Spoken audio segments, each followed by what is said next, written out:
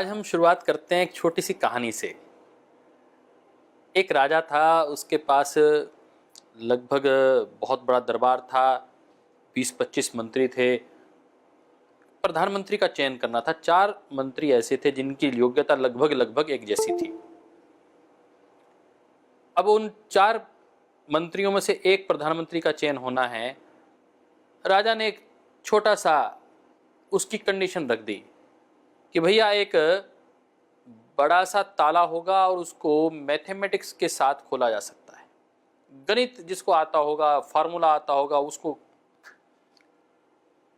हमने आपको संकेत कर दिया। और कल सुबह जो सबसे पहले वो ताला खोलेगा वह इस देश का प्रधानमंत्री होगा। राजा सुबह दरबार में पहुंचे, सब सारा दरबार इकट्ठा हुआ और घोषणा हुई कि उन 4 मंत्रियों को पेश किया जाए। देखा चारों मंत्रियों ने आकर कि एक बहुत बड़ा ताला सामने पड़ा है,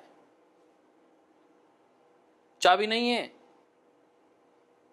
सबने रात को बहुत पढ़ाई की थी कि गणित के सारे फार्मूले निकाले थे कि गणित के आधार पर यह ताला खुलेगा। उन्होंने सोचना शुरू किया कि कौन सा गणित लगेगा इसके ऊपर।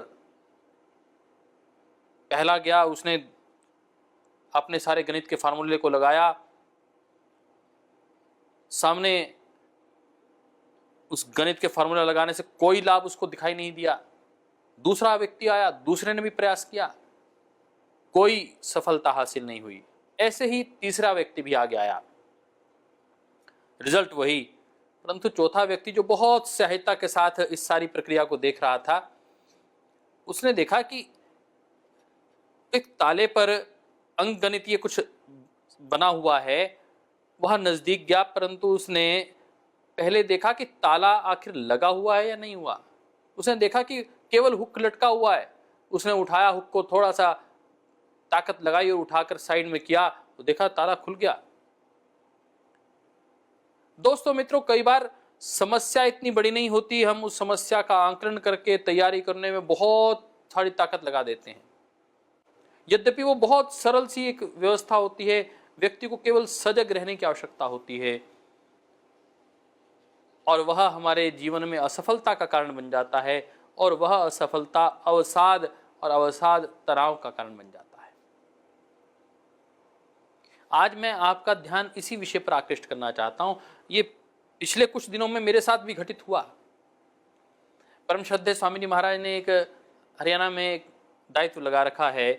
उस दायित्व के निर्वहन में मेरा सरकार के कुछ विभाग के कार्यों के साथ, उनके साथ जुड़े हुए डायरेक्टर्स, पदाधिकारियों के साथ चर्चा करने का अवसर मिलता है। एक कार्य को हमें एक निश्चित सीमा में पूर्ण करना था, परंतु मैंने देखा उस निश्चित सीमा में पूर्ण करने के दृष्टिकोण से बार बार व्यवधान आ रहे थे। हम एक ड्राफ्ट तैयार करते, फिर लेके जाते, सामने वाले जो उसको ठीक करने वाले व्यक्ति थे, लीगल लैंग्वेज के व्यक्ति थे, कहने लगे नहीं, दोबारा नया ड्राफ्ट लेकर आइए। हमने फिर प्रयास किया, अगले दिन गए तो फिर पता चला 40-50 और गलतियां निकाल दी कि नहीं, ये तो ऐसा होना चाहिए। और करते करते हम लगभग ऐसी स्थिति में आ गए कि पिछले 10-15 दिन हम इसी काम में लगे रहे, और वो चीज एक व्यक्ति यदि फाइनल करता तो दूसरा व्यक्ति कुछ निकाल देता, दूसरा व्यक्ति फाइनल करता तो पहले वाला व्यक्ति कुछ निकाल देता। आखिर उसमें से खोट निकालते निकालते वो बन तो बहुत अच्छा गया ड्राफ्ट, परंतु अभी भी व्यवहारिक रूप से वह सहमति नहीं बन पाई सबकी। लगातार कोई कार्य ना बने तो व्यक्ति को सहज रूप से अवसाद हो ही जाता है। मैंने अपने साथ भी इस विषय को देखा कि उसका प्रभाव मेरे मानस पर भी रहा और व्यवहार में भी रहा। कार्य के प्रति सजगता एक विषय, और दूसरा मैंने देखा, तनाव के दृष्टिकोण से बात कर रहा हूं, कि यदि आपको 10 बजे जाना था, आप 8 बजे उठे, 2 घंटे आपने एक्सरसाइज करने में लगा दिए, 10 बजते बजते आप नहाने के लिए निकले, और नहाकर जब आप बाहर आए तो पता चला रहे ये तो 10 पहले ही बज चुके हैं, 10 बजे तो पहुंचना था। अब खाना खाने का समय नहीं है, परंतु फिर डांटते हुए कि जल्दी खाना लगाइए। खाना लग गया, अरे टाइम पर चाय नहीं दी, पानी नहीं दिया, उसको लड़ते झगड़ते वहीं से मूड खराब होते हुए व्यक्ति फिर गाड़ी में बैठ जाता है, गाड़ी में बैठकर फिर ड्राइवर से कि भैया जरा तेजी से चलो, इतनी स्लो क्यों चल रहे हो, और करते हुए वो सारी यात्रा तनाव के साथ जुड़ते जुड़ते, अवसाद से जुड़ते जुड़ते वो खिन्नता के साथ आगे बढ़ जाती है। और जो ओरा था सुबह उठकर, जो प्रभात का ओरा था, पॉजिटिव एनर्जी के साथ था ओरा, वह खिन्नता के साथ जुड़ता हुआ वो आगे अग्रसर हो जाता है। और व्यक्ति को अपने कार्य क्षेत्र में जब वो विलंब से पहुंचता है तो उसके दिमाग में रहता है कि शायद मेरा आज कार्य नहीं बनने वाला है। अपना आत्मविश्वास ही व्यक्ति खो देता है और वहां से अवसाद, तनाव और अधिक बढ़ जाता है। ये मैं कुछ ऐसी बातें आपके साथ साझा कर रहा हूं जो आम अपने जीवन से लेकर मैं अपने साथ के कार्यकर्ताओं, परिवार के लोगों के साथ मैं उन चीज़ों को घटित होते हुए देखता हूं। और ये सामान्य शुरुआत है। मैंने इसमें आपको ऑफिस के दृष्टिकोण से भी बात की, व्यक्तिगत जीवन के दृष्टिकोण से भी बात की कि आखिर तनाव उभरता कहाँ से है। देखिए, व्यक्ति के जीवन में दो ही प्रकार के कार्य हैं, एक बाहरी कार्य और एक भीतर के कार्य।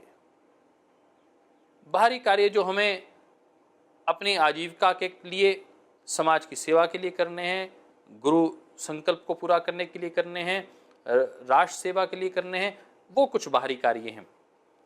और भीतरी कार्य वो हमारी भावना और विचारों पर केंद्रित है।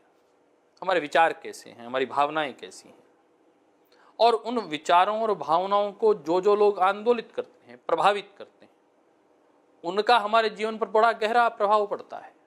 ऐसी घटना, ऐसे विचार, ऐसा व्यक्ति, ऐसा व्यक्तित्व, यदि कोई बहुत प्रिय व्यक्ति है और कई दिन आपसे बात ही नहीं करे तो ना चाहते हुए भी आप तनाव, अवसाद में आ जाएंगे। आपके सामने से निकल जाए और ठीक से आपकी नमस्ते ना ले तो आप तनाव में आ जाएंगे। तो अपने भीतरी स्तर पर, अपने विचार और भावना के स्तर पर किस प्रकार शांत रहना, ये विद्वता की निशानी है। और जो विद्वान होता है वो विश्रांत ही होता है। बहुत कुछ जानने वाला व्यक्ति, आपके साथ खुद चर्चा करने वाला व्यक्ति, कई बार जब स्वयं उस वातावरण में आता है तो उसके साथ भी ये घटित होता है। मैं इसलिए आपको अपने जीवन से निकली हुई इन बातों को आज आपके साथ साझा कर रहा हूं। मुझे लगा कि कुछ चीजें मुझे आपके साथ साझा करनी चाहिए, और आपके साथ ही नहीं, मैं अपने साथ वो बातें साझा कर रहा हूं। अब मुझे एक और छोटी सी कहानी याद आ रही है।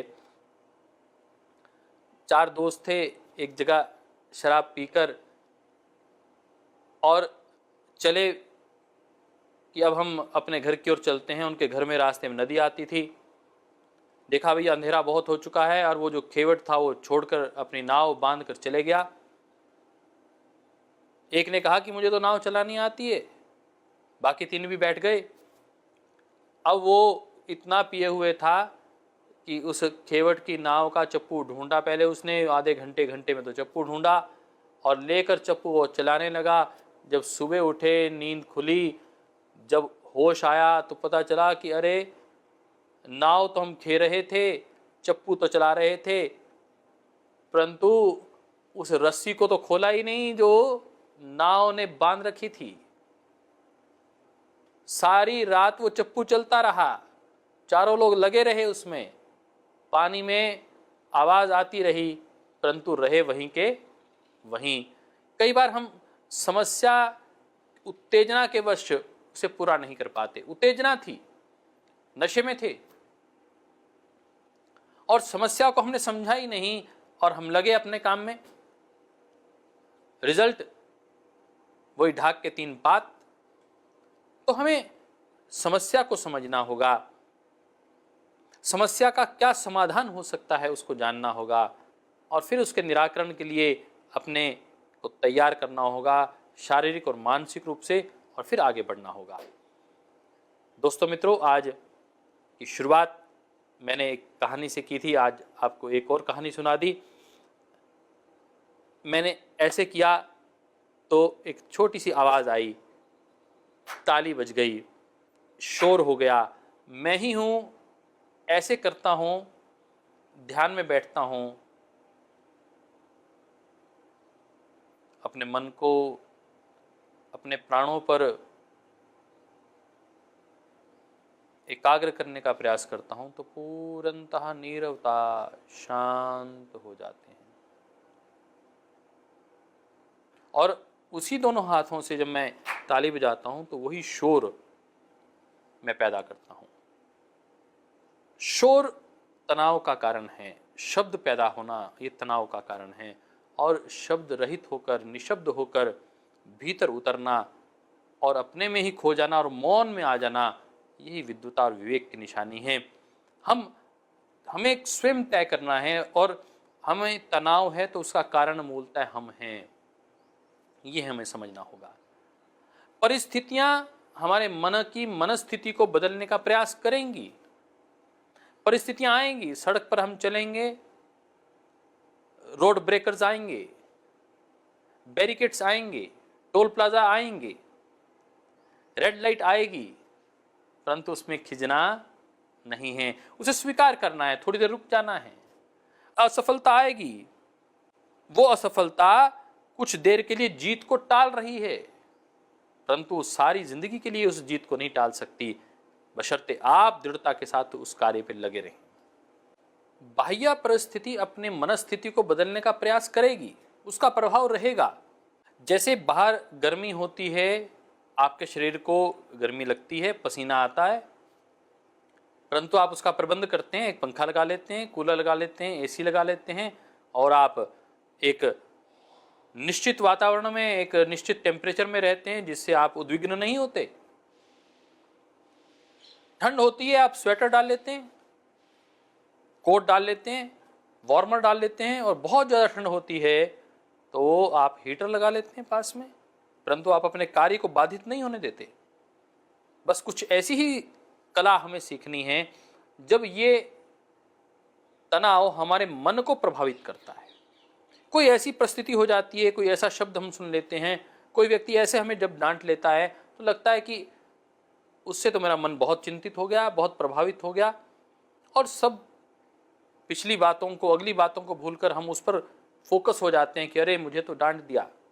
मनस्थिति बदल गई, परिस्थिति बदल गई, या कोई ऐसी असफलता हाथ लग गई, तनाव हो गया, लेट हो गए, आप गए ऑफिस में और पता चला अरे ऑफिस की चाबी तो आप घर भूल आए, अलमीरा की चाबी तो घर भूल आए, और आप पछताते हैं। या मोबाइल घर छूट गया, अरे आज तो सारा दिन मेरा सुबह से कितना दिन खराब निकला, पता नहीं किसका मुंह देके निकला था। यह भाव पैदा होना, ये आपकी घड़ी हुई प्रकृति है। आपने पहले से ही ऐसा सोच रखा है, आप अपने आप को सहला सकते हैं, समझा सकते हैं। हो जाता है जल्दबाजी में, हम कल से समय पे उठेंगे और समय से 10-15 मिनट पहले निकलेंगे तो ये तनाव कम होगा, मैं व्यवस्थित रूप से अपनी चीज़ों को साथ लेके आ सकता हूँ। मैं इस बात को आपके साथ इसलिए साझा कर रहा हूँ, ये हम सब कार्यकर्ताओं के जीवन में सहज रूप से बात आती है। परम श्रद्धेय स्वामी जी महाराज, परम श्रद्धेय आचार्य श्री इस बात को बार बार कहते हैं कि हमें अपनी दिनचर्या को व्यवस्थित करना है। यदि हमारी दिनचर्या सुबह श्रद्धेय स्वामी जी महाराज के ध्यान के साथ आरंभ होती है और हम 7:30 बजे हमें जाना है कहीं, तो हम उस ध्यान को 5 से 6 बजे तक कर लें, 6 से 7 तक अपनी कक्षा लगा लें, 7 बजे आ जाएं, नहा लें और 7:30 8 बजे तक अपने कार्य में निकल जाएं। ये हमें तय करना होगा। कार्य की व्यवस्थाएं भी तय करनी होंगी, समस्या को समझना होगा, वास्तविकता के साथ दो चार होना होगा। ताला बंद ही नहीं है और आप मान के बैठे हैं कि ताला बंद है और उसको खोलने पे लगे हुए हैं, ऐसी स्थिति भी ना हो। और ऐसी स्थिति भी ना हो कि आप अपने हाथ से ही ताली बजा रहे हैं और कह रहे हैं कि शोर हो रहा है।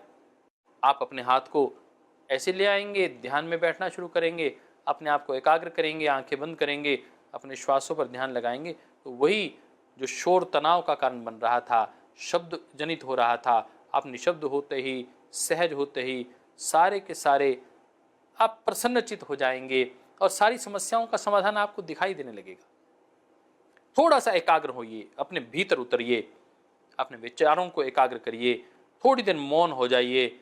और कोई असफलता आ भी गई है तो वो सफलता की कुंजी है, वो रास्ता दिखाने आई है, उसमें से अपॉर्चुनिटी निकालनी है। मैं कल भी इस बात को कह रहा था, जब मन कमजोर होता है तो परिस्थितियां समस्या बन जाया करती हैं, और जब मन स्थिर होता है तो वो परिस्थितियां हमारे लिए चुनौती हो जाती हैं और हम उसको पार कर सकते हैं, वो हमारे लिए केवल स्ट्रगलफुल रहती हैं। और जब मन संकल्पित होता है मित्रों, तो वही परिस्थितियां हमारे लिए अवसर बन जाती हैं। अब हमें ये तय करना है कि हम अपने मन की स्थिति को ठीक रखें। हम अवसाद की स्थिति में रहेंगे तो समस्या होगी, स्थिर रखेंगे तो चुनौती बनेगी, और यदि वह संकल्पित हो गया मन हमारा, तो वही हमारे लिए अवसर बन जाएगा। आइए हमारे सामने उठ रही इन चुनौतियों को, इन समस्याओं को हम कैसे परिस्थितियों में अवसर के रूप में बदल सकते हैं, इसके ऊपर विचार करते हैं। हमें समस्याओं का समाधान कैसे करना है, इसके विषय में कई बार अपने मन में आता है कि चलो ये तो समझ में आ गया कि मन की स्थिति, मन को एकाग्र करना चाहिए, मन को संकल्पित रखना चाहिए, मन प्रसन्नचित्त रहे, समस्याएं उनका निराकरण बहुत जल्दी हो जाता है। परंतु जब समस्याएं हों, उन समस्याओं में से कैसे बाहर निकलना, कैसे अपने तनाव को कम करना, अवसाद को कैसे हम कम कर सकते हैं, एक छोटी सी एक और कहानी मुझे याद आ रही है। दोस्तों मित्रों, एक किसान था, बहुत गरीब परिवार था, और किसानी करते करते सूखा पड़ गया और उसकी बंजर हो गई ज़मीन। तो उसने घर में अपने कुछ पशु पाल लिए, गाय रख ली, मुर्गी रख ली, कबूतर रख लिए। परंतु देखा कि उसकी वजह से उसके घर में बहुत बदबू हो गई है। स्वाभाविक है, जब एक 2-4 पशु घर पे होते हैं, उसके मूत्र और गोबर के कारण, सारी विष्ठाओं के कारण वातावरण तो दूषित हो ही जाता है, बदबू तो होना स्वाभाविक सी बात है। तो उसने अपनी बीवी को कहा कि भाई सफाई रखा करो। उसने कहा मैं सफाई तो रखती हूँ, परंतु बदबू तो लगातार बनी हुई है। तो वो अपने एक जमींदार दोस्त के पास गया, उसको एक मित्र के पास गया, उसको कहा कि भाई ऐसे रहता है। तो उसने कहा भाई या तो पशु बाहर बांधने शुरू कर दो, अंदर ना बांधो। कहने लगे कि यदि हम बाहर बांधेंगे तो पशु चोरी करके ले जाएगा। तो चलते चलते जो समस्या का समाधान नहीं हुआ, तो एक सूफी संत के पास पहुंचा। सूफी संत ने कहा कि क्या कारण है, क्यों इतने दुखी हो, परेशान क्यों हो। कहने लगे जी क्या करूं, 2 बच्चे हैं, मैं हूं, मेरी पत्नी है, और घर में 2 गाय है, 4-5 मुर्गियां हैं, 2-3 कबूतर भी हैं। क्या करें, उनकी व्यवस्थाएं करें, उनकी व्यवस्थाएं देखते हैं, चारों तरफ गंदगी हो जाती है, बदबू हो जाती है। उनको यदि बाहर निकालें तो लोग चोरी का खतरा रहता है, क्योंकि मैं बाहर खेती के लिए चले जाता हूं, और इस बदबू में मैं रह नहीं सकता, बच्चे नहीं रह सकते, बड़ी पीड़ा हो रही है समाज में, हम अपने परिवार में, अपना जीवन बड़ा कष्टप्रद हो गया है। तो सूफी संत ने कहा ठीक है, मैं कल सुबह आपके घर पे आता हूं। सूफी संत घर पे आया, देखा तो इतनी ही बदबू थी कि अंदर जाने को ही मन नहीं कर रहा था। उसने बहुत प्रेम से देखा, चारों तरफ घर का अवलोकन किया कि अरे भैया ये आपके घर में खिड़की है, इसको क्यों बंद किया हुआ है। कहने लगे जी ये खिड़की यदि हम खोल देंगे तो कबूतर उड़ जाएंगे। सूफी संत ने कहा जो उन्होंने कहा बस वही मुझे लगता है अपने तनाव और अवसाद का मूल कारण है, और हम भी यदि खिड़की खोल दें तो हमारे जीवन का भी अवसाद निकल सकता है। उन्होंने कहा कि कुछ पाप करने के लिए कुछ तो खोना ही पड़ेगा। यदि आपने घर में बदबूदार वातावरण चाहिए तो खिड़की बंद रखिए, और यदि आप चाहते हैं कि वातावरण सुखद हो, घर की बदबू बाहर निकल जाए और सुखद वातावरण हो जाए घर का, तो आपको खिड़की तो खोलनी ही होगी। ये अलग बात है, आप एक छीका टाक लीजिए और अपने कबूतर को लटका लीजिए, और यदि इतना भी नहीं तो कबूतर उड़ा लीजिए, ताकि कम से कम आप ठीक से सो तो पाएँ, आप अपने परिवार को, आपकी परिस्थिति मनस्थिति तो अच्छी हो पाए, आप तो तनाव मुक्त रह पाएँ, आपके जीवन में तो प्रसन्नता आ पाए। दोस्तों मित्रों, कई बार हम 3 चीज़ें संभालने के चक्कर में तनाव में आ जाते हैं, अवसाद में आ जाते हैं, टेंशन में आ जाते हैं। 2 चीज़ें बहुत बड़ी हैं, बहुत महत्वपूर्ण हैं, पहले उनको संभाल लीजिए। एक छोटी चीज़ यदि छूट भी जाती है तो मुझे लगता है उसको छोड़ देना चाहिए।